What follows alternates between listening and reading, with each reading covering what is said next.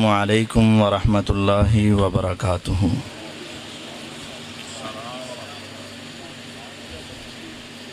الحمد للہ رب العالمین والصلاة والسلام علی سید الانبیاء وخاتم المرسلین وعلی آلہ وصحبہ ومن تبعہم اجمعین، اما بعد۔ اللہم صل علی محمد وعلی آل محمد کما صلیت علی ابراہیم وعلی آل ابراہیم انک حمید مجید۔ اللہم بارک علی محمد وعلی آل محمد کما بارکت علی ابراہیم وعلی آل ابراہیم انک حمید مجید۔ اعوذ باللہ من الشیطان الرجیم، بسم اللہ الرحمن الرحیم۔ هو الذی انزل علیک الکتاب منہ آیات محکمات ہن ام الکتاب وأخر متشابہات فأما الذین فی قلوبہم زیغ فیتبعون ما تشابہ منہ ابتغاء الفتنہ وابتغاء تأویلہ وما یعلم تأویلہ الا اللہ والراسخون فی العلم یقولون آمنا بہ کل من عند ربنا وما یذکر الا اولو الالباب۔ معزز سامعین کرام، اللہ رب العزت نے جناب محمد الرسول اللہ صلی اللہ علیہ وسلم کو ساری مخلوقات میں سے چن کر اعلیٰ اور افضل بنایا تھا۔ حدیث ہے پیغمبر علیہ السلام کی، ان اللہ تعالی نظر الی قلوب العباد، اللہ تعالیٰ نے بندوں کے دلوں کو چیک کیا، دیکھا۔ جو پوری انسانیت کے دلوں میں سب سے اعلیٰ دل تھا وہ اللہ تعالیٰ نے جناب محمد الرسول اللہ صلی اللہ علیہ وسلم کا بنا دیا۔ پھر اس کے بعد اللہ تعالیٰ نے پھر تمام انسانوں کے دلوں کو دیکھا۔ اس کے بعد جو سب سے اعلیٰ صاف ستھرے دل تھے، اللہ تعالیٰ نے وہ سارے دل جمع کر کے ان کو محمد الرسول اللہ صلی اللہ علیہ وسلم کے صحابہ بنا دیا۔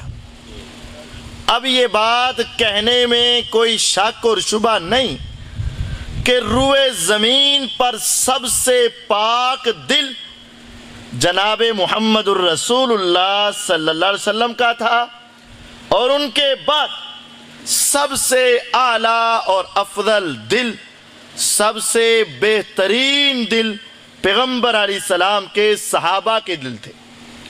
اب جو شخص ان صحابہ کے حوالے سے اپنی زبان تان دراز کرے گا، گویا کہ وہ اللہ کی پسند کے اوپر زبان چلا رہا ہے اور اپنی انگلی اٹھا رہا ہے۔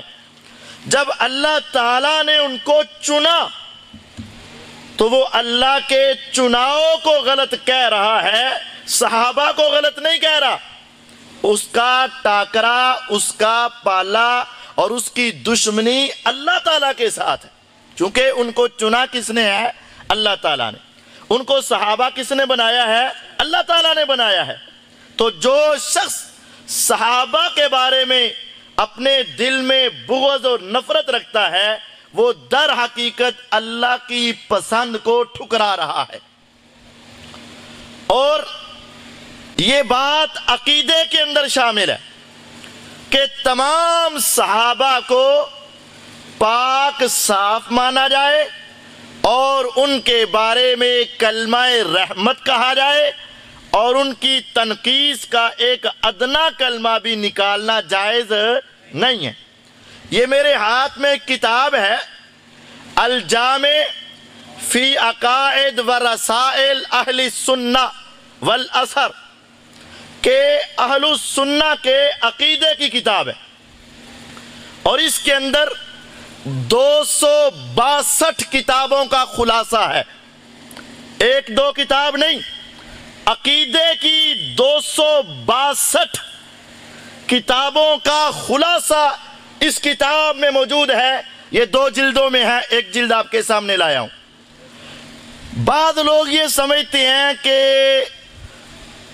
یہ صحابہ کے بارے میں تھوڑا سا ذہن میں آ جائے، خیال آ جائے تو کوئی بات نہیں، خیر صلی اللہ ہے، آخر ان کی غلطیاں بیان نہیں کرنی ہم نے، تو ہم اس کو بیان کر سکتے ہیں۔ یاد رکھو، جو صحابہ کی غلطیاں اس انداز میں بیان کرتا ہے کہ ان کی تنقیص اور توہین ہو، وہ بندہ گمراہ ہے، اس کا عقیدہ اہل سنت کا عقیدہ نہیں ہے، اور وہ کبھی بھی ہدایت پہ نہیں ہو سکتا، اور ائمہ محدثین نے اس کو عقیدے کے اعتبار سے اپنے اہل سنت سے خارج سمجھا ہے۔ یہ 3-4 حوالے میں آپ کو اس کتاب سے دے دیتا ہوں کہ صحابہ کے حوالہ عقیدے کا حوالہ ہے۔ صحابہ کے حوالے سے دل کو پاک صاف اور زبان کو سیدھا رکھنا یہ عقیدے کا مسئلہ ہے، اور اس کو بل دینا، تنقیص کرنا، اس کے بارے میں اپنے ذہن کو ذرا گدلا بنانا یا دل کے اندر میل کچیل رکھنا، گویا کہ عقیدے کی گمراہی ہے، اور بندہ صراط مستقیم سے ہٹ کر گمراہوں کی صف میں کھڑا ہو جاتا ہے۔ سب سے پہلا حوالہ امام اہل السنہ امام احمد بن حنبل رحمہ اللہ، ان کا عقیدہ کیا ہے؟ طبقات الحنابلہ کے اندر امام احمد بن حنبل رحمہ اللہ کا عقیدہ باسند صحیح، کہتے ہیں اخبرنا المبارک قال اخبرنا عبد العزیز قال حدثنا ابو بکر المفید قال حدثنا الحسن بن اسماعیل قال قال لی احمد بن حنبل، مجھے امام احمد بن حنبل رحمہ اللہ نے یہ بات بتائی، اجمع 90 رجلا من التابعین وَأَئِمَّةِ الْمُسْلِمِينَ وَأَئِمَّةِ السَّلَفِ وَفُقَهَاءِ الْأَمْصَارِ۔ امام احمد بن حنبل رحمہ اللہ کہتے ہیں 90 تابعین کا اجماع ہے، اجمع 90 من التابعین، 90 تابعین کا اجماع ہے، اتفاق ہے، اور ائمہ سلف کا اجماع اور اتفاق ہے، اہل سنت اور سلف کا اجماع اور اتفاق ہے، وفقہاء الامصار، اور سارے شہروں کے فقہاء کا اجماع ہے، کس بات پہ؟ علی ان السنت التي توفی عنہا رسول اللہ صلی اللہ علیہ وسلم، اس عقیدے پر جس کے اوپر پیغمبر علیہ السلام اس دنیا سے گئے، اس عقیدے پر 90 تابعین کا اجماع، ائمہ سلف کا اجماع، فقہائے امصار کا اجماع اور محدثین کا اجماع ہے۔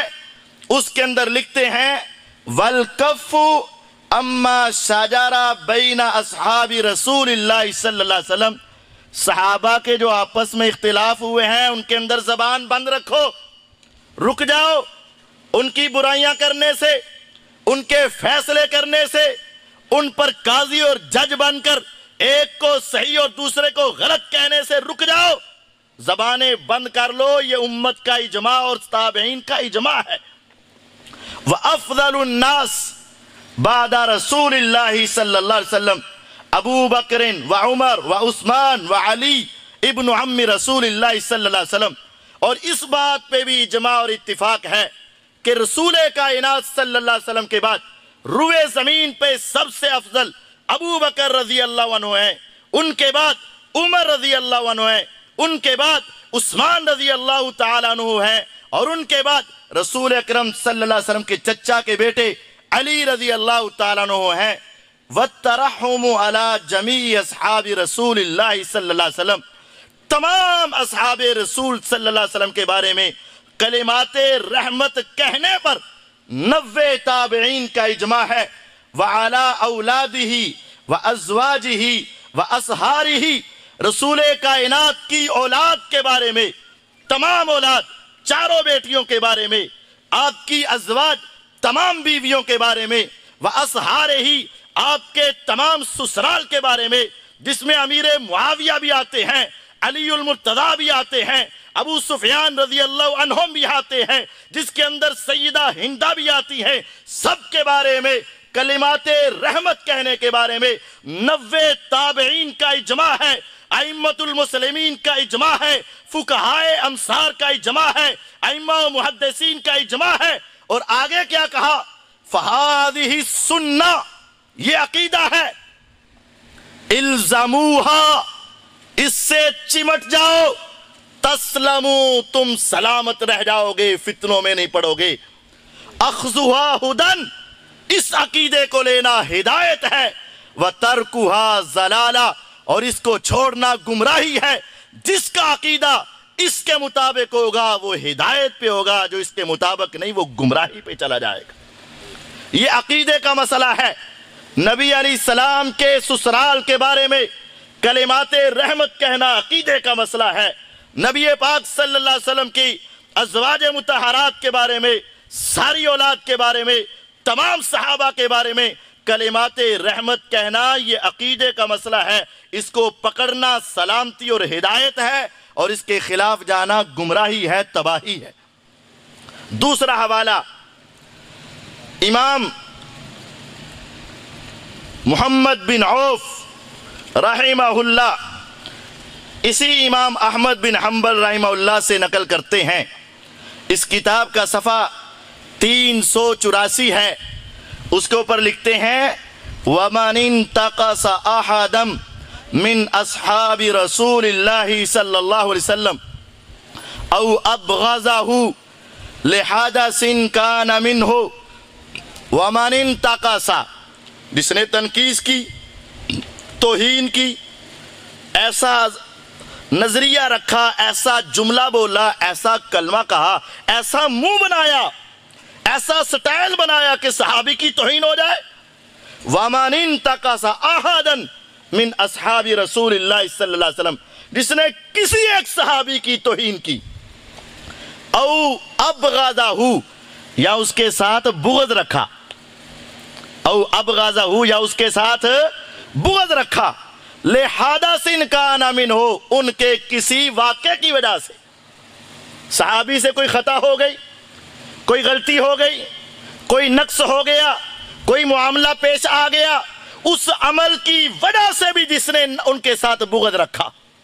آج امیر معاویہ رضی اللہ عنہ کے ساتھ بغض رکھا جاتا ہے، ان کے جنگ صفین کی وجہ سے، امی عائشہ رضی اللہ عنہ کے بارے میں بغض رکھا جاتا ہے، ان کی جنگ جمل کی وجہ سے، ابو بکر صدیق رضی اللہ عنہ کے ساتھ بغض رکھا جاتا ہے، ثقیفہ بنی ساعدہ میں ان کی خلافت کی وجہ سے ابو بکر صدیق رضی اللہ عنہ کے ساتھ بغض رکھا جاتا ہے، وراثت کو تقسیم نہ کرنے کی وجہ سے عمر ابن خطاب رضی اللہ عنہ کے ساتھ بغض رکھا جاتا ہے، حدیث کرتاس کی وجہ سے عثمان ابن عفان رضی اللہ عنہ کے ساتھ بغض رکھا جاتا ہے، ان کے گورنروں کی وجہ سے۔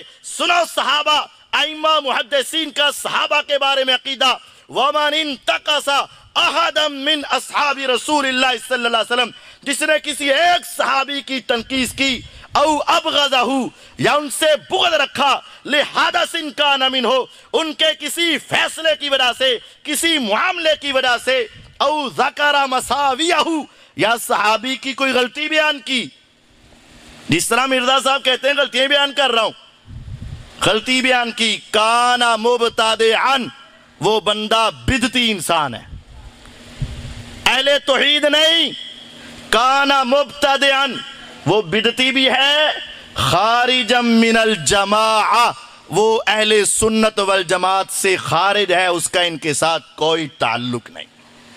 ہمارے کچھ پھر کہتے ہیں انہیں قاری صاحب جی ٹھیک ہے لیکن انہیں گلاں بڑیاں صحیح نے، کچھ صحیح گلاں بھی تو کرتا ہے نا، قاری صاحب جی کچھ باتیں درست بھی تو کرتا ہے نا، اہل سنت کے امام احمد بن حنبل رحمہ اللہ کہتے ہیں جس نے کسی ایک صحابی سے بغض رکھا، کسی ایک صحابی کی تنقید کی، کسی ایک صحابی کی برائیاں اس انداز میں بیان کی، کان مبتدعا خارجا من الجماعہ، وہ مسلمانوں کی جماعت سے خارج ہے اور بدعتی انسان ہے۔ آج ایک آدمی کہتا ہے میں معاویہ رضی اللہ تعالیٰ عنہ کو دل پر پتھر رکھ کر رضی اللہ کہتا ہوں، دل تو نہیں کرتا۔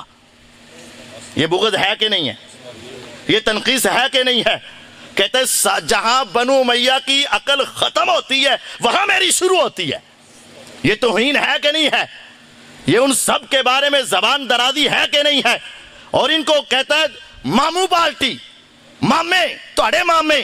ماموں لفظ برا نہیں ہے لیکن معاشرے کے اندر بسا اوقات گالی کے لیے استعمال ہوتا ہے، اور یہ اس جملے کو بطور گالی استعمال کرتا ہے۔ امام احمد بن حنبل رحمہ اللہ کا فتویٰ ہے جس نے کسی ایک صحابی کی تنقید کی، کسی ایک سے بغض رکھا، کسی ایک کے برائیوں کو ذکر کرنا چاہا، فرمایا وہ بدعتی ہے، خارج عن الجماعہ ہے، جب تک وہ ان کے لیے دل و جان سے حتیٰ یترحم علیہم جمیعا سب پر رحمت کا کلمہ نہیں کہے گا، وَيَكُونَ قَلْبُهُ لَهُمْ بِأَجْمَعِهِمْ سَلِيمًا، جب تمام صحابہ کے بارے میں جب تک اس کا دل پاک صاف نہیں ہوگا تب تک یہ اہل جماعت اہل سنت میں شامل نہیں ہوگا۔ اگر تم اپنے عقیدے کو درست کرنا چاہتے ہو تو صحابہ کے بارے میں اپنا عقیدہ درست بنا لو۔ تیسرا اور اس عنوان کا آخری حوالہ، ایک بہت بڑے محدث تھے عباس بن موسیٰ الحمدانی رحمہ اللہ۔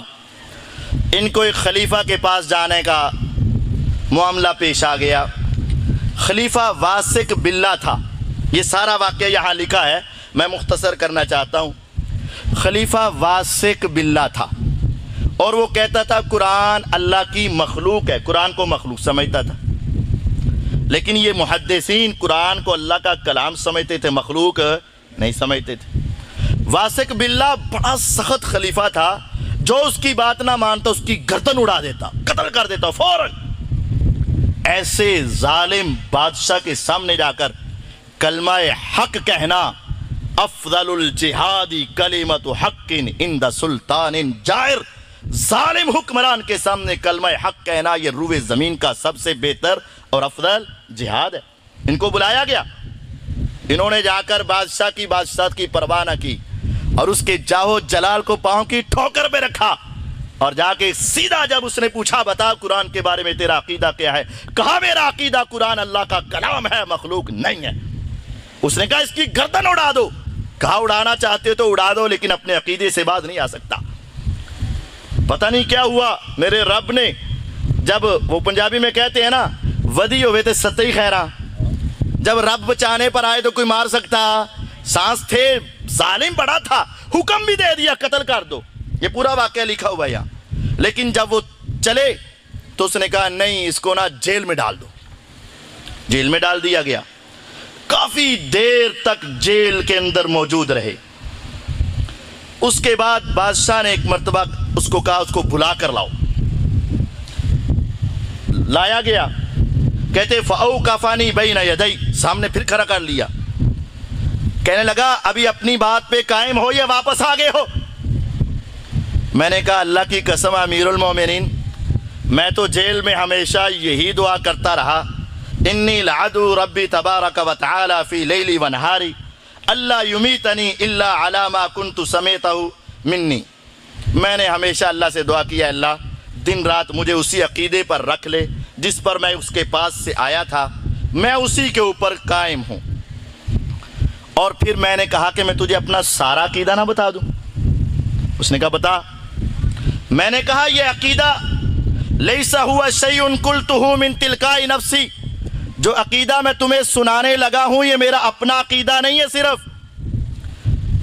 ولکنہ شیء لقیت فیہ العلماء بمکہ والمدینہ والکوفہ والبصرہ والشام والصغور فرعیتہم علی السنة والجماعہ۔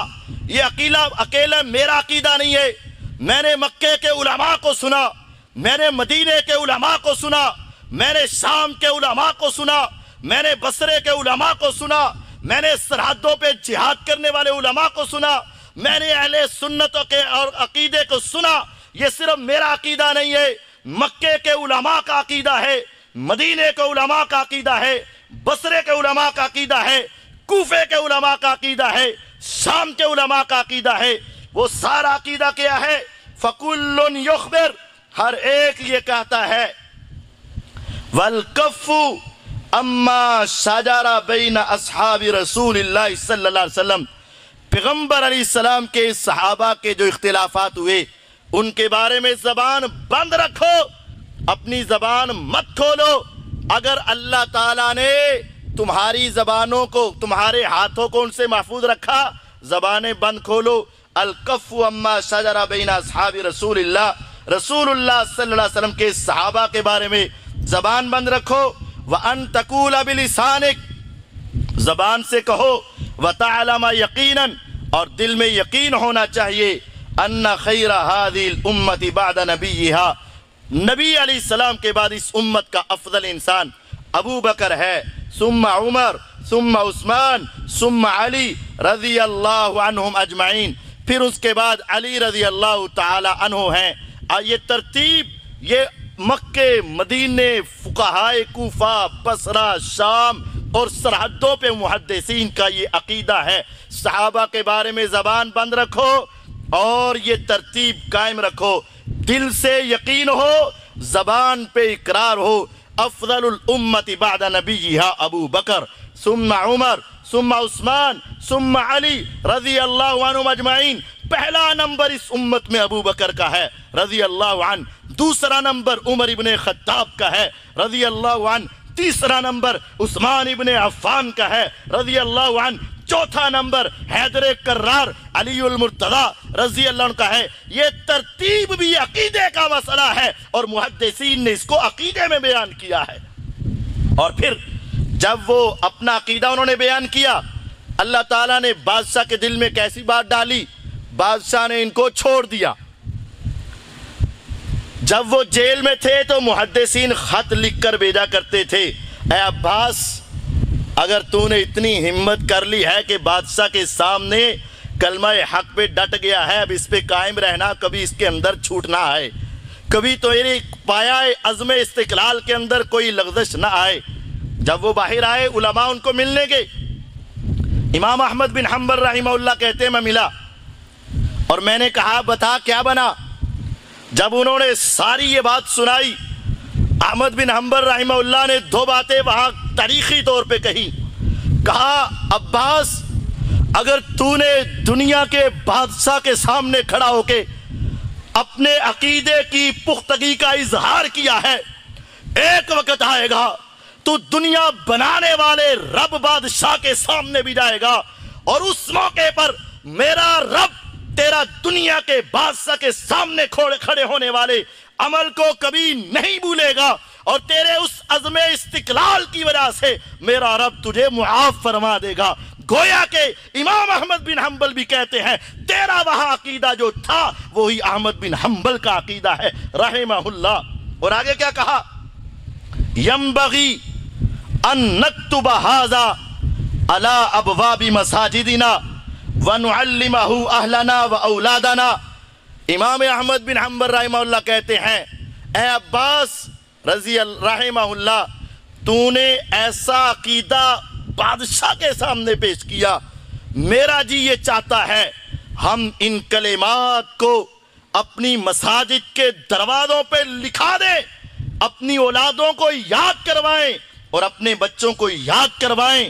پھر میرے بیٹے سالے کی طرف دیکھ کر کہنے لگے اکتب ھذا الحدیث، یہ ساری باتوں کو ایک سفید کاغذ میں لکھ لے، وَعْلَمْ أَنَّهُ مِنْ خَيْرِ حَدِيثٍ كَتَبْتَهُ، اور جان لے جتنی حدیثیں تو نے لکھی ہیں ان میں ایک بہترین بات یہ بھی ہوگی اِذَا لَقِيتَ اللَّهَ يَوْمَ الْقِيَامَةِ تَلْقَاهُ عَلَى السُّنَّةِ وَالْجَمَاعَةِ، اگر تو اسی عقیدے پہ رہا، جب تو روز قیامت اللہ کے سامنے جائے گا تو تیرا عقیدہ صحیح اہل سنت والجماعت والا عقیدہ ہوگا۔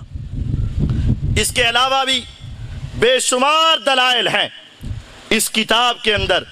جس نے کسی ایک صحابی کی تنقید کی وہ اہل سنت میں سے نہیں ہے، جو ان کی برائیاں بیان کرے وہ اہل سنت میں سے نہیں ہے، جو ان سے بغض رکھے وہ اہل سنت میں سے نہیں ہے، جو تمام پیغمبر کے اصحاب، اولاد، ازواج اور آپ کے سسرال کے بارے میں کلمہ رحمت نہ کہے وہ اہل سنت میں سے نہیں ہے۔ اہل سنت کا عقیدہ یہ ہے کہ صحابہ کے اختلافات کے بارے میں زبان بند۔ اہل سنت کا عقیدہ یہ ہے کہ ان کے اختلاف کو بیان نہ کیا جائے، کہ کسی ایک کی توہین اور کسی ایک کی تنقیص ہو، اور ان تمام کے لیے کلمہ رحمت بولنا یہ اہل سنت کا عقیدہ ہے۔ اگر کوئی انسان اس عقیدے کے اوپر نہیں، باقی 100 باتیں بھی صحیح کرتا رہے، اس کا عقیدہ اہل سنت والا نہیں، وہ انسان گمراہ ہے، اہل سنت کے عقیدے سے ہٹا ہوا ہے، اور اگر وہ اسی طرح مرے گا تو ہدایت کے راستے پہ نہیں مرے گا۔ یہ تمہیدی گفتگو سن لینے کے بعد اب آئیے قرآن مجید فرقان حمید کی سورت آل عمران کے پہلے رکوع کی ایک آیت ہے، پہلے اس کو سمجھ لیں، پھر میں چند اشکالات اور ان کی وضاحت آپ کے سامنے کرنا چاہتا ہوں۔ پہلی بات، اللہ رب العزت نے ہمیں یہ بات بہت پہلے سمجھا دی۔ اعوذ باللہ من الشیطان الرجیم، هو الذی انزل علیک الکتاب، اللہ تعالیٰ وہی ذات ہے جس نے آپ کے اوپر کتاب نازل کی، اے محمد صلی اللہ علیہ وسلم۔ منہ آیات محکمات، قرآن مجید کی آیات کی 2 قسمیں ہیں۔ کچھ آیات محکم ہیں، محکم کا معنی جس کا معنی بالکل واضح ہو، ہن ام الکتاب، وہ اصل کتاب ہیں جن کا معنی بالکل واضح، وَأُخَرُ مُتَشَابِهَاتِ، اور کچھ آیتیں ایسی ہیں جو متشابہات ہیں، یعنی یوں سمجھیں کہ 90-95% مثال دینا چاہ رہا ہوں، آیات محکم ہے، معنی بالکل واضح ہے، اس میں کوئی دوسری رائے نہیں، وہ اصل کتاب ہے۔ جتنے احکام عمل کرنے کے، عمل چھوڑنے کے، جتنے احکام بیان ہوئے سارے محکم آیات میں۔ وَأُخَرُ مُتَشَابِهَاتِ، کچھ آیات متشابہ ہیں جن کا معنی مفہوم ذرا بالکل واضح نہیں ہے، یعنی 2-3 معنی بن جاتے، 3-4 مفہوم بن جاتے۔ فَأَمَّا الَّذِينَ فِي قُلُوبِهِمْ زَيْغٌ فَيَتَّبِعُونَ مَا تَشَابَهَ مِنْهُ ابْتِغَاءَ الْفِتْنَةِ، جن کے دل ٹیڑھے ہیں نا، دماغ خراب ہیں جن کے، وہ سیدھی محکم آیات کو چھوڑ کر متشابہ آیات کے پیچھے پڑے رہتے ہیں۔ بھئی محکم واضح ہے، صاف ہے، سیدھی ہے، زیادہ ہے، ان کو چھوڑ کر متشابہ کے پیچھے کیوں پڑتے ہیں؟ وہ کیوں اپنی مرضی کے معنی نکالنے کی کوشش کرتے ہیں؟ اللہ تعالیٰ نے بتایا ابتغاء الفتنہ، یہ دنیا میں فتنہ ڈالنا چاہتے ہیں، وابتغاء تاویلہ، اور اس کی تعویلیں کرنا چاہتے ہیں، وما یعلم تاویلہ الا اللہ، حالانکہ اس کا صحیح مفہوم اللہ کے سوا کوئی نہیں جانتا۔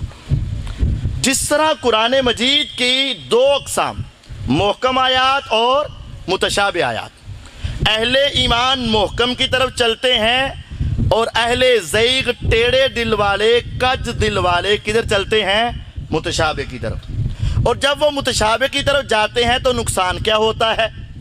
یضل بہ کثیرا ویہدی بہ کثیرا، اس قرآن کی وجہ سے بڑے لوگ گمراہ ہو گئے، اور قرآن کی وجہ سے بڑے لوگ ہدایت پا گئے۔ قرآن پہلا پارہ سورۃ بقرہ، یضل بہ کثیرا، بڑے لوگ گمراہ ہو گئے قرآن کی وجہ سے، ویہدی بہ کثیرا، اور بڑوں کو ہدایت مل گئی قرآن کی وجہ سے۔ قاری صاحب قرآن تو ہدایت کے لیے، اللہ تعالیٰ کہہ رہے تھے ذالک الکتاب لا ریب فیہ، اس میں شک ہی نہیں، ھدی للمتقین، متقین کے لیے ہدایت ہے، ہاں متقین کے لیے، سب کے لیے نہیں، ھدی للمتقین، متقین کے لیے، سب کے لیے، جو صحیح معنی لے گا اس کے لیے ہدایت ہے، جو غلط معنوں کی طرف چل پڑے گا تو اس کے لیے کیا ہے؟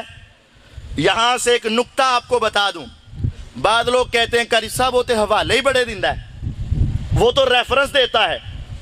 بھئی ریفرنس تو قرآن والا بھی دے دے گا، قرآن کی آیت نمبر بتائے گا، سورت نمبر بتائے گا، 12 نمبر بتائے گا، ریفرنس تو اس نے بھی دے دیا۔ میرے رب کہتے ہیں بہت سارے لوگ قرآن پڑھ کے گمراہ ہوں گے، بہت سارے ہدایت پر آئیں گے۔ یا رب گمراہ کون ہوگا؟ آگے فرما دیا وَمَا يُضِلُّ بِهِ إِلَّا الْفَاسِقِينَ، جو پہلے ہی رب کی اطاعت سے نکل چکا ہے، جب وہ نکلا ہے اس کا دل و دماغ ٹیڑھا ہوا ہے، جب ٹیڑھے دل و دماغ سے قرآن پڑھے گا تو وہ اس کی وجہ سے گمراہ ہو جائے گا۔ سیدھے دل سے سمجھو گے تو قرآن ہدایت دے گا، الٹے دل سے سمجھو گے تو تم گمراہ ہو جاؤ گے۔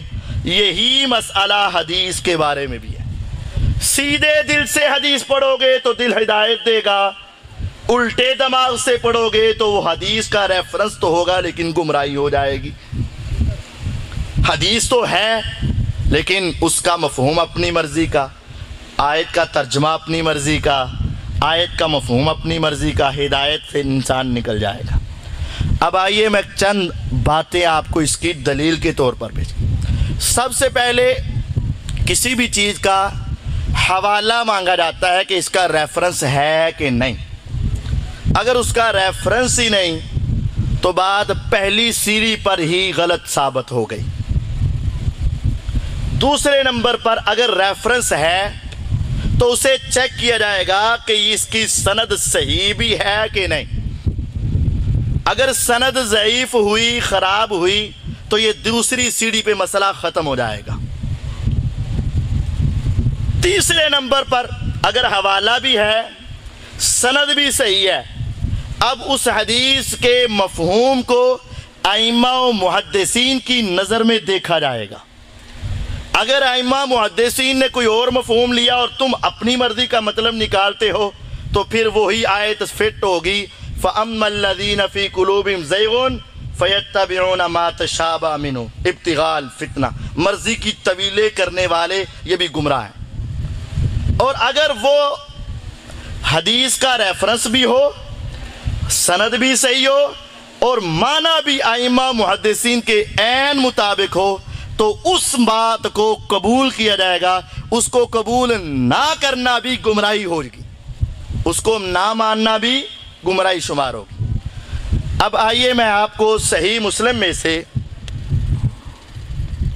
چند اشکالات جو ہے وہ سنا دیتا ہوں۔ متبادل ہے کہ چل دے رہی ہے؟ نہیں جو ہے تو پھر تھوڑی دیر انتظار کر لو، پھر میرا زور نہ لو۔ اگر تو متبادل نہیں ہے تو پھر چلتے ہیں، اگر ہے تو پھر آلن دیو تھوڑا منو حصہ لینا۔ اچھا کیا ہو گئی؟ یہ کیا ہو گئی؟ نہیں ہے تو نہیں، ٹھیک ہے، دو ہو گئی، ہاں دو، تیسری ہے، تین، چوتھی۔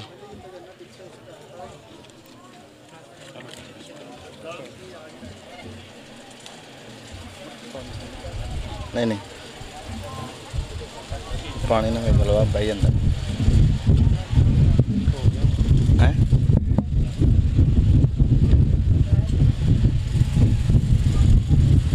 میں کوشش کروں گا انشاءاللہ العزیز کہ 8-9 اشکال جو ہیں وہ آپ احباب کے سامنے رکھے جائیں اور ان کا صحیح معنی مفہوم بتایا جائے۔ سب سے پہلا اشکال ہمارے معاشرے میں یہ پیش کیا جاتا ہے کہ سیدنا علی المرتضیٰ رضی اللہ تعالیٰ عنہ نے نعوذ باللہ سیدنا علی رضی اللہ تعالیٰ عنہ کو گالیاں نکلوائیں یا نکالیں اور ممبروں پر ان کے بارے میں بد زبانی کرتے رہے۔ آپ نے بھی سنا ہوگا، کہتے ہیں 60 سال تک ممبروں پر سے حضرت علی رضی اللہ عنہ کے اوپر گالیاں نکالی جاتی تھیں، 60 سال تک۔ بعد میں عمر بن عبدالعزیز رحمۃ اللہ علیہ نے روک دیا۔ یہ بات کہتے ہیں۔ حوالہ کیا دیتے ہیں؟ تاریخ الخلفاء کا۔ کس کا؟ تاریخ الخلفاء۔ پہلے غور کریں، کتاب کا نام ہے خلفاء کی تاریخ۔ اچھا، کیا آپ اس کتاب کو مانتے ہو؟ کہتے مانتے ہیں۔ تو اس میں خلفاء کی تعریف کہا گیا ہے اور اس میں پتہ ہے کتنے افراد کو خلیفہ کہا گیا؟ اس میں تو امیر معاویہ رضی اللہ عنہ کو بھی خلیفہ شمار کیا گیا۔ مانتے ہو کہ نہیں مانتے؟ کتاب کا حوالہ دیتے ہیں تاریخ الخلفاء کا. مانتے ہو اس کتاب کو؟ جی مانتے ہیں. اس میں لکھا ہوا ہے 60 سال تک ممبروں پر لعنت ہوتی رہی. اچھا اس کے اندر 5واں خلیفہ کس کو لکھا گیا ہے؟ حضرت حسن رضی اللہ عنہ کو. تو چھٹا کس کو لکھا گیا ہے؟ وہ نہیں مانتے. حضرت معاویہ رضی اللہ عنہ کو. چھٹا کس کو لکھا گیا؟ یعنی اپنی مرضی آئے اسی کتاب سے ایک حوالہ دیتے ہیں، اور اپنی مرضی آئے تو اسی کتاب میں جو 6واں خلیفہ لکھا گیا ہے اس کو خلیفہ، اس کا مطلب ہے میٹھا میٹھا، ہپ ہپ تو کوڑا کوڑا. اگر کتاب ماننی ہے تو پورا مانو نا. دوسری بات، ہم نے کتاب خرید لی پرانے وقت کی، اور اس کتاب کے اردو والی کتاب ہے، صفحہ 274 میں لکھا ہے بعض لوگوں کا بیان ہے بنو امیہ دوران خطبہ میں حضرت علی رضی اللہ عنہ کو گالیاں دیا کرتے تھے، لیکن عمر بن عبدالعزیز رحمہ اللہ نے خلیفہ ہوتے ہی اس بدگوئی کی سختی سے ممانعت کی اور اپنے ماتحتین مندوبین کو حکم بھیجا اس بدخوئی کو ختم کر کے اس کے بجائے یہ آیت پوری پڑھیں، ان اللہ یامر بالعدل والاحسان وایتاء ذی القربی وینہی عن الفحشاء والمنکر والبغی یعظکم لعلکم تذکرون. لیکن آگے حوالہ کوئی نہیں دیا. اب یہ امام سیوطی رحمہ اللہ کی کتاب ہے. امام سیوطی رحمہ اللہ 911 ہجری میں فوت ہوئے، تو گویا کہ حضور علیہ السلام کے 900 سال بعد والی بات ہے. تو 900 سال کا جو جنگل ہے، سمندر ہے، اتنا فاصلہ ہے، اس کی کوئی نہ کوئی سند تو ہونی چاہیے نا. امام سیوطی رحمہ اللہ کو کس نے بتایا؟ بعض لوگوں نے. کہاں لکھا ہوا تھا؟ پتہ ہی نہیں. 900 سال کی درمیان سے سند نہیں ہے. تو میں نے آپ کو کہا تھا سب سے پہلے حوالہ پوچھتے ہیں. اگر حوالہ ہی نہیں تو یہ بات پہلی سیڑھی پر ہی ختم. تو یہ دنیا کا بہت بڑا جھوٹ ہے جو کہتے ہیں جی 60 سال تک ممبروں پر لعنت ہوتی رہی. کہاں لکھا ہے؟ تاریخ الخلفاء میں. دکھاؤ اس کی سند. نہیں، سند تے نہیں ہے، بس وہاں لکھا ہوا ہے. کس نے کہا ہے؟ بعض لوگوں نے. بھی بعض لوگوں کو کس نے بتایا؟ 900 سال پرانی باتیں کون بتا رہا ہے تمہیں؟ سند ہی کوئی نہیں. تو یہ دنیا میں ایک بڑا جھوٹ ہے جس کا آج تک کوئی جواب نہیں دے سکا. ہم نے جب یہ چیلنج کیا کہ قیامت تک اس کی سند پیش کرو تو اس نے کہا سند تو کوئی نہیں ہے، لیکن جو اس کو مانتے ہیں میں نے اس کے لیے پیش کیا. جب سند نہیں ہے تو پھر اس کو بیان کرنا درست نہیں.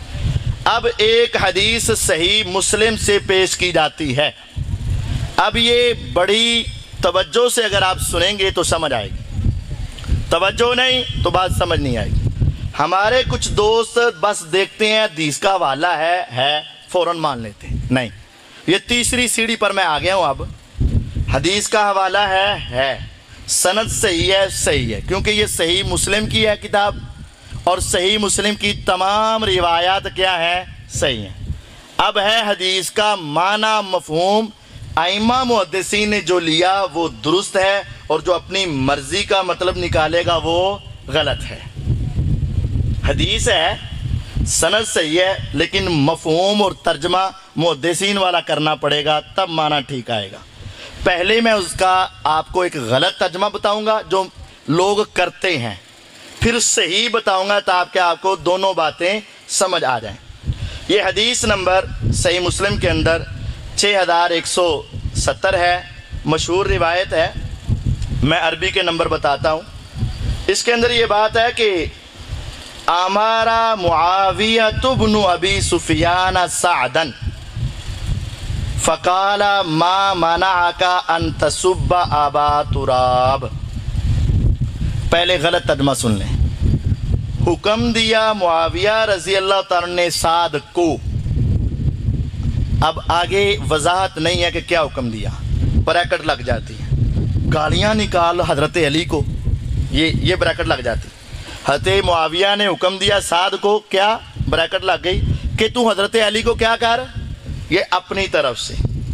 تو انہوں نے آگے سے انکار کر دیا، میں نہیں کرنی. یہ بھی ساری بات اپنی طرف سے۔ فقالا، تو پھر انہوں نے آگے سے کہا، ما منعک ان تسب ابا تراب، تو ابو تراب کو گالیاں کیوں نہیں نکال رہا؟ انہوں نے آگے سے کہا کہ ان کے اندر 3 خوبیاں ہیں، جب تک ان کے اندر ہیں اور میں نے رسول اللہ صلی اللہ علیہ وسلم سے سنا ہے، اس وقت اس وجہ سے میں ان کو گالیاں نہیں دوں گا۔ یہ بات بتائی جاتی ہے کہ دیکھیں جی، صحیح مسلم میں لکھا ہوا ہے، حضرت معاویہ رضی اللہ عنہ نے کہا تھا حضرت علی کو گالیاں نکال، انہوں نے کہا جی میں نے نہیں کڑنی۔ پھر انہوں نے کہا کیوں نہیں کڑنی؟ انہوں نے کہا جی اس واسطے نہیں کڑنیاں کہ انہوں دے اندر بڑیاں خوبیاں نے۔ یہ بات وہ کرتے ہیں۔ اب اصل مفہوم اس کا سن لیجئے گا۔ آمارا اور امارا یہ دونوں طرح لفظ پڑھا جاتا ہے، اور اس کا ترجمہ امیر مقرر کرنا ہے، لیکن یہ ترجمہ کیا کر جاتے ہیں؟ حکم دینا۔ یہاں سے پہلی غلطی ہوتی ہے۔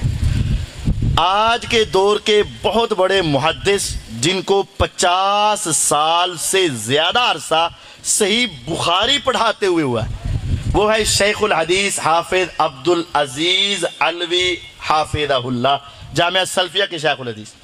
انہوں نے صحیح مسلم کا ترجمہ اور تشریح لکھی ہے۔ اس حدیث کا ترجمہ انہوں نے بھی یہی لکھا ہے، امارا معاویہ بن ابی سفیان، معاویہ رضی اللہ عنہ نے سعد رضی اللہ تعالیٰ عنہ کو امیر مقرر کیا۔ یہ اصل میں اس کا ترجمہ یہ تھا کہ سعد رضی اللہ عنہ پہلی جنگوں میں نہ حضرت علی کے ساتھ رہے نہ حضرت معاویہ کے ساتھ رہے، رضی اللہ عنہم الگ رہے، لیکن پھر وہ کن کے ساتھ مل گئے؟ حضرت معاویہ رضی اللہ عنہ کے ساتھ۔ تو حضرت معاویہ رضی اللہ عنہ نے ان کو اپنا ایک گورنر بنایا، امیر بنایا۔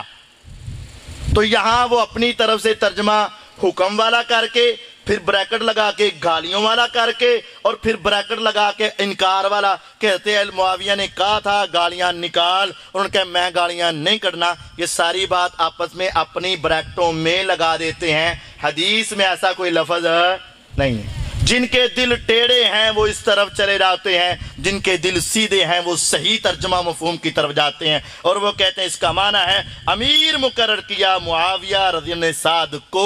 جب یہ صحیح ترجمہ کریں گے تو تب کوئی اشکال پیدا نہیں ہوگا۔ دوسری بات، فقالا، جب امیر مقرر کیا تو آگے پوچھا ما منعک ان تسب ابا تراب۔ یہ اب سوال ہو رہا ہے، آپ ابو تراب حضرت علی رضی اللہ عنہ کے فیصلے کو غلط کیوں نہیں کہتے؟ یہ صحیح ترجمہ ہے۔ یعنی حضرت معاویہ رضی اللہ عنہ سمجھتے تھے کہ عثمان رضی اللہ عنہ کے قتل کا بدلہ فوری لینا چاہیے۔ یہ ان کا اپنا ایک ذہن تھا، اپنی ایک نظریہ تھا۔ علی رضی اللہ تعالیٰ عنہ سمجھتے تھے کہ ان کے قتل کا بدلہ ذرا تاخیر سے حالات کو درست کر کے لے لیا جائے۔ اب یہ دو سوچیں ہو گئی۔ علی رضی اللہ عنہ سمجھتے تھے کہ میری سوچ درست ہے، معاویہ رضی اللہ عنہ کی سوچ غلط ہے، اور معاویہ رضی اللہ تعالیٰ عنہ سمجھتے تھے کہ میری سوچ صحیح ہے اور علی رضی اللہ عنہ کی سوچ غلط ہے۔ تو جب حضرت سعد حضرت معاویہ کے گروپ میں آ گئے تو کہا پھر تم اعلانیہ طور پر حضرت علی رضی اللہ عنہ کے اس فیصلے کو غلط کیوں نہیں کہتے؟ انہوں نے کہا جی جب تک حضرت علی رضی اللہ عنہ کے اندر 3 صفات موجود ہے اور میں نے پیغمبر علیہ السلام سے سن رکھا ہے، میں ان کو غلط نہیں کہوں گا۔ حضرت معاویہ رضی اللہ عنہ خاموش ہو گئے۔ بس اتنی بات ہے، اس میں گالی والا معنی ہے ہی نہیں، گالی والا مفہوم ہے ہی نہیں۔ اب دیکھیں، غور کریں، اگر آپ کسی کو اپنا نمائندہ رکھتے ہیں، استاد رکھتے ہیں، گورنر بناتے ہیں، اگر وہ آپ کی حمایت نہ کرے، ہمارے ہاں کیا ہوتا ہے، یا زبردستی حمایت کروائی جاتی ہے یا اس کو عہدے سے فارغ کر دیا جاتا ہے۔ پوری حدیث میں حضرت معاویہ رضی اللہ عنہ نے ایک مرتبہ بھی ان کو دوبارہ یہ بات نہیں کہی کہ نہیں مجھے صحیح کہہ اور اس کو غلط کہہ، نہیں کہا، اصرار نہیں کیا، اور ان کو عہدے سے فارغ بھی نہیں کیا۔ اور یہ معنی جو میں آپ کو بتا رہا ہوں کہ ان کی رائے کو تم غلط کیوں نہیں کہتے، سب کا یہ ترجمہ اسی کتاب کے نیچے لکھا ہوا ہے۔ سب لفظ ہے عربی کا، اس کا ایک معنی ہوتا ہے کسی کی رائے کو غلط کہنا، ایک معنی ہوتا ہے کہ کسی کو جھڑکنا، ایک معنی ہوتا ہے کسی کو ڈانٹنا، اور ایک معنی گالی دینا بھی ہوتا ہے۔ سارے معنی نہیں ہیں، لیکن محدثین نے اس حدیث کا معنی کیا لکھا؟ امام نووی رحمہ اللہ کی یہ شرح ہے، اور اس کا جز یہ امام نووی رحمہ اللہ آج سے تقریباً 800 سال پہلے کے، یہ آج کے نہیں ہیں، 800 سال پہلے کے تقریباً، حافظ ابن حجر عسقلانی رحمہ اللہ سے بھی پہلے کے، انہوں نے اس حدیث کی تعبیر نیچے لکھا ہے، ان معناہ ما منعک ان تخطئہ فی رأیہ واجتہادہ وتظہر للناس حسن رأینا واجتہادنا وانہ اخطأ۔ اے سعد، کس چیز نے تجھے روک رکھا ہے کہ تو حضرت علی کی رائے اور اس کی اجتہاد کو غلط کہے اور لوگوں کے سامنے ہماری رائے اور ہمارے اجتہاد کو بیان کرے اور اچھا کہے، اور یہ تو کہے کہ حضرت علی سے خطا ہوئی، تو ایسا کیوں نہیں کہہ رہا؟ یہ معنی ہے، یعنی ہمارے نظریے کو درست کیوں نہیں کہہ رہا اور ان کے نظریے کی غلطی کیوں نہیں بیان کر رہا، یہ معنی تھا اس حدیث کا۔ لیکن ان دوستوں نے جن کے دلوں میں ٹیڑھا پن تھا، کج روی تھی، گمراہی تھی، اس کو اٹھا کر گالیوں کا معنی دے دیا، اور پھر یہ کہنا شروع کر دیا حضرت معاویہ نے گالیاں نکالی تھیں۔ یہ معنی میں کہتا ہوں چیلنج کے طور پر، 1000 سال تک ایک محدث بھی ایسا پیش کر دیا جائے جس نے اس حدیث کو معاویہ رضی اللہ کے خلاف پیش کیا اور اس نے کہا ہو کہ معاویہ نے گالیاں نکالی ہیں یا نکلوائی ہیں اور اس حدیث کی وجہ سے معاویہ کے اوپر تان کیا ہو، 1000 ایک صدی نہیں 10 صدیوں تک کہتا ہوں، 1000 سال تک ایک محدث بھی دکھایا جائے جس نے اس حدیث سے حضرت معاویہ کی توہین نکالی ہو کہ انہوں نے حضرت علی کی توہین کی، نکاؤ۔ اگر 1000 سال تک کوئی محدث یہ معنی مفہوم نہیں سمجھا تو پھر یہ تمہارا یہ معنی مفہوم سمجھنا غلط ہوگا، اور 10 صدیوں کے محدثین کا معنی مفہوم درست ہوگا۔ یہی ہم کہتے ہیں۔ وہ کہتے ہیں جب ہم کہتے ہیں نا تم غلط بیان کرتے ہو، کہتے ہو مجھے کیا کہتے ہو؟ آپ امام مسلم کو جا کے پکڑو، امام بخاری کو جا کے پکڑو، انہوں نے حدیثیں نقل کی ہیں، میں تو بس بنا رہا ہوں۔ بھئی جس نظریے سے انہوں نے پیش کی ہیں تو اس نظریے سے بتا نہیں رہا، جو مفہوم انہوں نے پیش کیا ہے تو وہ مفہوم بتا نہیں رہا، جس طریقے سے انہوں نے پیش کیا ہے اس طریقے سے پیش کرنے میں کوئی حرج نہیں ہے۔ یہ ایک حدیث تھی جو ان کا بہت بڑا ہتھیار تھا، اس کا صحیح معنی سمجھ آ گیا کہ آپ اس کی رائے کو غلط کیوں نہیں کہتے اور میری رائے کو درست کیوں نہیں کہتے، یہ مطلب تھا۔ بس گالی کا حکم نہیں دیا، امیر مقرر کیا، پھر پوچھا جدو تھی ساڈے نال دے ہو تو پھر ساڈے نال دی گل کیوں نہیں کر دے؟ انہوں نے کہا نہیں یار نال تو اڈا ماں، لیکن ادھر بڑی عظیم ہستی ہے، میں ان کے خلاف کوئی جملہ، ان کا ٹھیک ہے۔ دوسری بات بھی یہاں لکھی ہوئی ہے، حضرت معاویہ رضی اللہ تعالیٰ عنہ کے پوچھنے کا دوسرا مقصد، حل امتنعت تورعا او خوفا او غیر ذالک، کیا تم ذرا پرہیز کرتے ہوئے اس کو غلط نہیں کہتے، یا علی کا خوف ہے جس کی وجہ سے غلط نہیں کہتے، یا کیوں آپ اس کو غلط نہیں کہتے؟ بتا تو بتاؤ نا، ڈرتے ہو ان سے یا تمہیں کوئی ویسے مسئلہ ہے کیوں نہیں کہتے؟ فَإِن كَانَ تَوَرُّعًا وَإِجْلَالًا لَهُ عَنِ السَّبْ، اگر تم پرہیز کرتے ہوئے یا ان کی شان کو بڑا سمجھتے ہوئے نہیں کہتے، فَأَنْتَ مُصِیب، پھر صحیح کر دیو۔ محدثین نے معنی یہ لکھا ہے اگر آپ ان کے احترام کے پیش نظر غلط نہیں کہتے، اگر آپ ویسے ذرا فتنوں سے بچنے کی وجہ سے غلط نہیں کہتے تو پھر تمہارا رکنا درست ہے۔ یہ محدثین نے معنی اوپر لکھا ہوا ہے آج سے تقریباً 800 سال پہلے، لیکن یہ مفہوم کوئی بتاتا نہیں ہے، اپنی مرضی کا مفہوم۔ فَأَمَّا الَّذِينَ فِي قُلُوبِهِمْ زَيْغٌ فَيَتَّبِعُونَ ما تشابہ. اب سب کے مختلف معنی تھے. جس کا دل ٹیڑھا ہے وہ اپنی مرضی کا معنی لے گا, جس کا دل سیدھا ہے وہ ائمہ محدثین اور صحابہ والا معنی لے گا. یہ ہے اس بات کی حقیقت.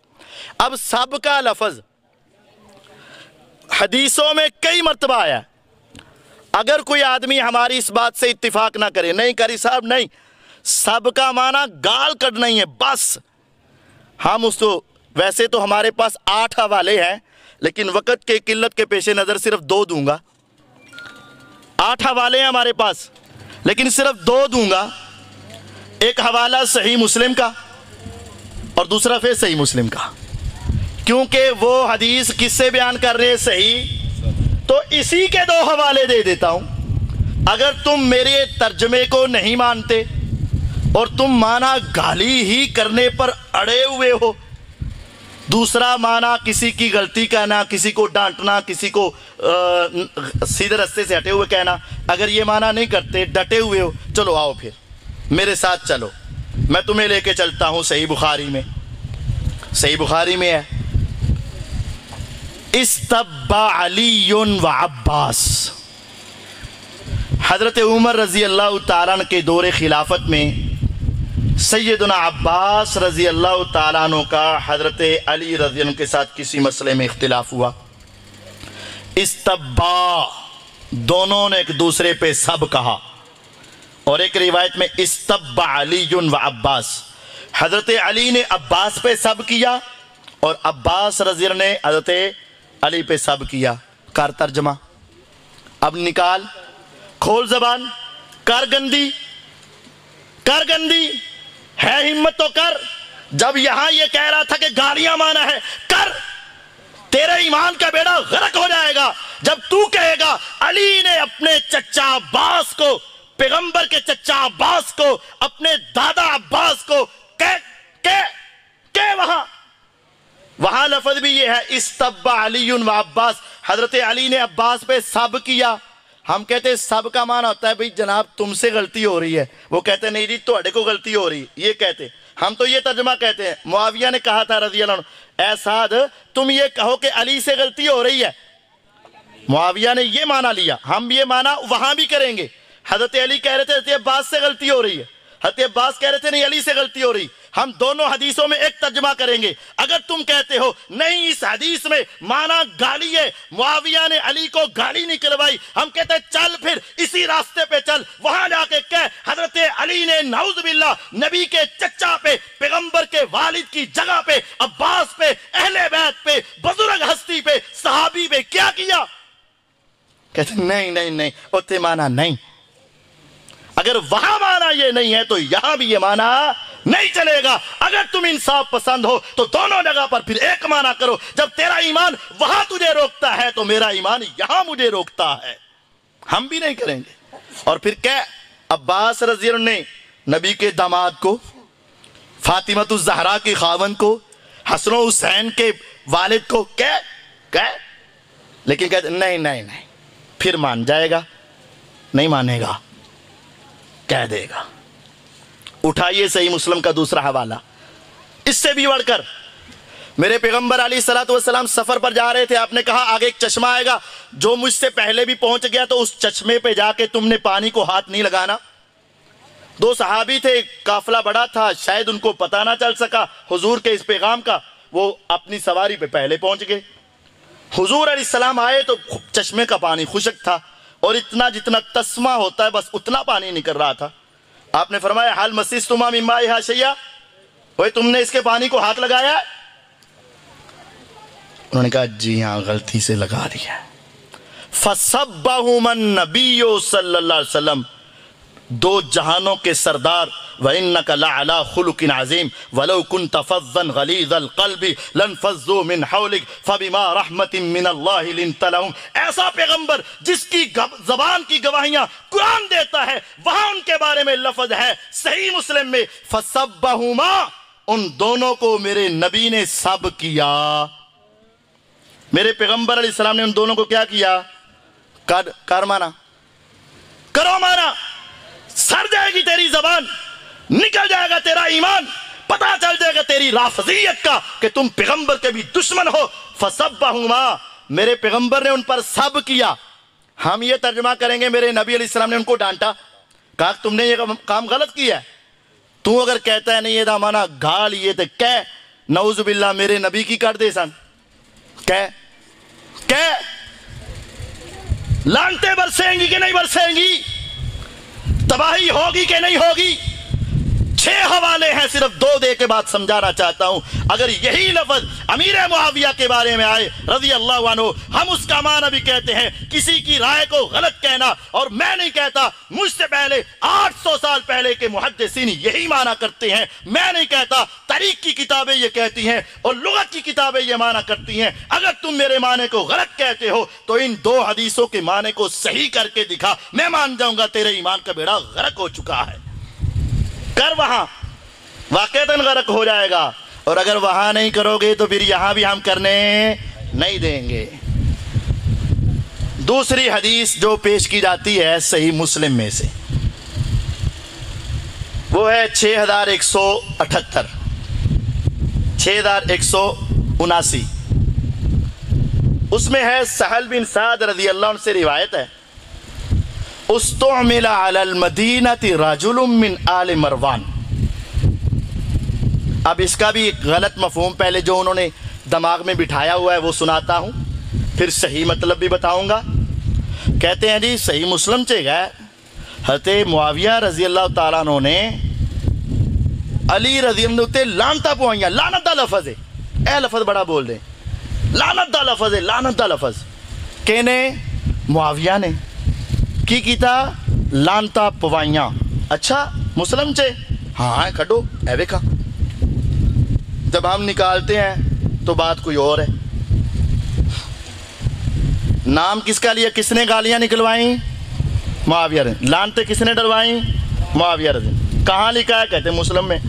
اکثر ہیں جی کہیں گے، میرے پاس ایک عالم آئے کہتے جی مسلم میں ہے، پتہ تے منو ایسی روایت کیڑی کہہ رہے، میں کہا نہیں ہے یار مسلم میں نہیں ہے کہ معاویہ رضی نے گھانا کڑائیں، وہ نہیں کر سب ہے جے، میں کہا ہے وہ کہا تو نہیں پتا ہے گا جے، میں کیا معاویہ رضی اللہ نے گانا کڑائیاں لانتا پوئیاں، ہاں ہاں میں کڈ پھر اے تو منو پتہ ہی نہیں، انہیں پھر کڈی تو پھر میں پنسل دیتی، میں کہا جتھے حضرت معاویہ دا نا آئے گا نا لین لا دی اتھے، پھر اگے پڑھے پیچھے پڑھے اگے پڑھے پیچھے پڑھے، معاویہ کا تو نام ہی نہیں ہے۔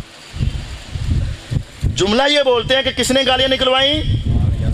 اچھا لعنت دا لفظ ہے گا جی، اچھا معاویہ رضی اللہ، ہاں ہاں۔ تو اب میں آپ کو سنا دیتا ہوں، پوری حدیث میں معاویہ رضی اللہ کا نام ہی نہیں ہے۔ سہل بن سعد رضی اللہ عنہ فرماتے ہیں استعمل علی المدینہ رجل من آل مروان، استعمل عامل بنایا گیا، زکوٰۃ اکٹھی کرنے والا مقرر کیا گیا مدینے پر، رجل ایک بندہ، کیڑا بندہ؟ رجل ایک بندہ، کیڑا؟ من آل مروان، آل مروان کا، امیہ کا نہیں، حضرت علی کا نہیں، کیڑا بندہ؟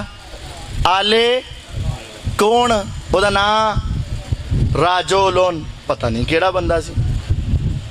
اس نے سہل بن سعد رضی اللہ عنہ کو بلایا، فَآمَرَهُ أَن يَجْتَمِعَ عَلِيًّا، کہ حضرت علی کو گالی دے، یہ لفظ ہے۔ ایک بندہ سی مروان کا، آل مروان کا، اس نے حضرت صحابی کو بلایا سہل رضی کو کہ آؤ حضرت علی کو گالی دے۔ سہل نے انکار کر دیا، کہنے لگے اگر تم گالی نہیں دیتے تو تم کہو لعن اللہ ابا تراب، ابو تراب پہ اللہ کی لعنت ہو۔ کہن والا کون ہے؟ رجل ایک بندہ، کون؟ او دا نام پتا نہیں۔ یہ بات سمجھاتا ہوں ابھی آپ کو۔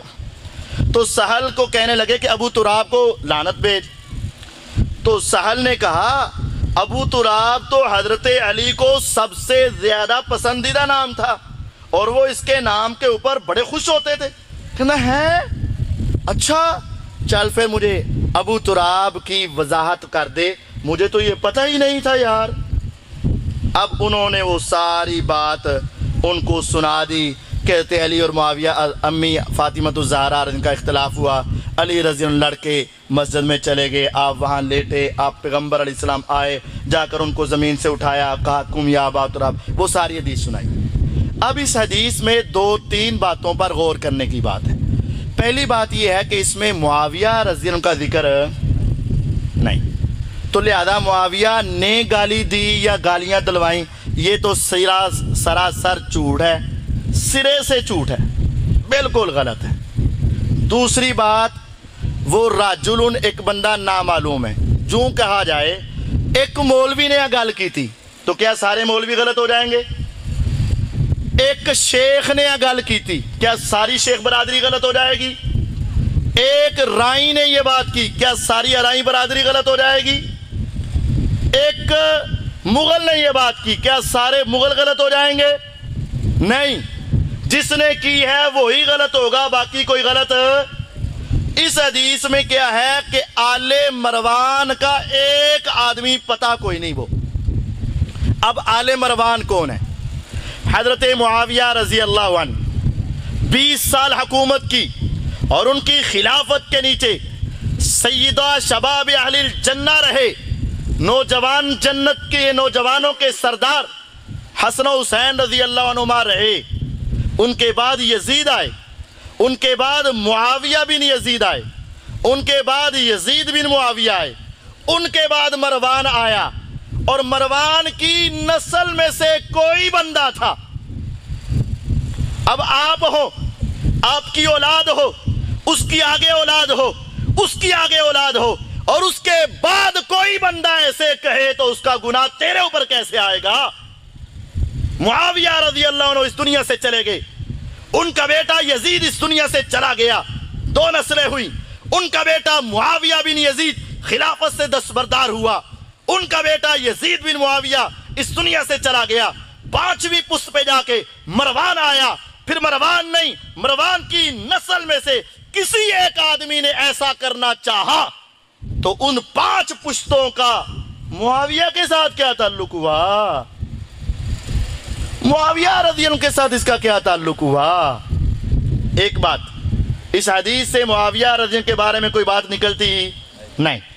دوسری بات، وہ ایک جاہل آدمی تھا، اس نے یہ جو 2 باتیں کہیں کہ گالی دو اور لعنت بھیجو، غلط کہا، ہم اس کی تردید کرتے ہیں، مذمت کرتے ہیں، لیکن سمجھنے کی بات یہ ہے، ایک جاہل آدمی ایک غلط کام کا ارادہ کرے اور اس غلط کام پر اس کو سمجھا دیا جائے اور وہ سمجھ جائے، جب سمجھ کر چھوڑ دے، اس کے بعد یہ کہنا کہ انہیں کام کیتا سی، یہ تانا دینا بنتا ہے۔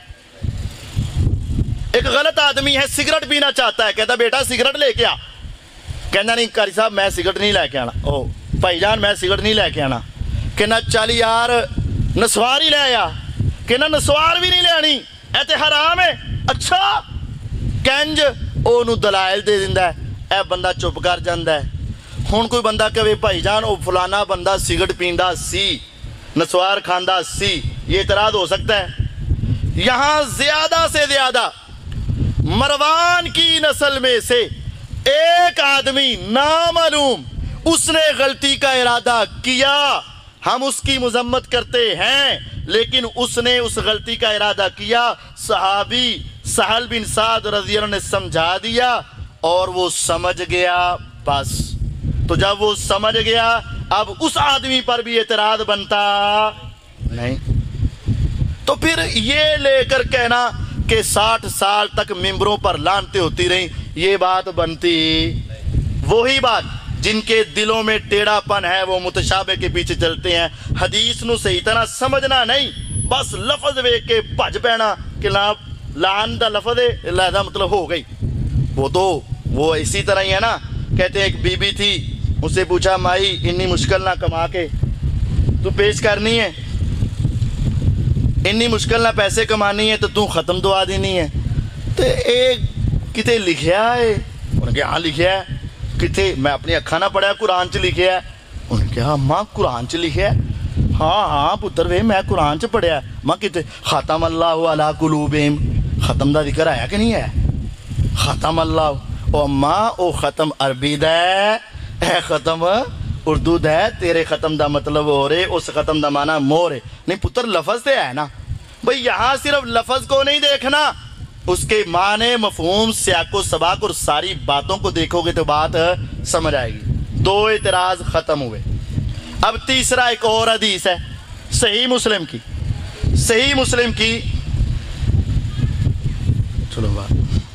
صحیح مسلم کی ایک حدیث ہے 4753 نمبر